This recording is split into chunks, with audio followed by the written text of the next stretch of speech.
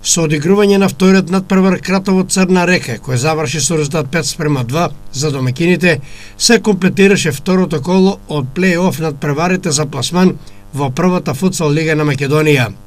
Како што е познато во првиот меч во локалното штипско дерби, тимот на Астиво беше поуспешен од Мал Ајакс и победи со резултат 4:3.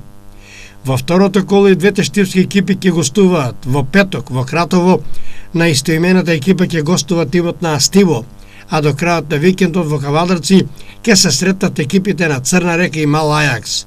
Се игра по принципот секој со секого по два надпревари, дома и на гости, а првопласираната екипа од овие 4 директно ќе влезе во првата футсал лига на Македонија.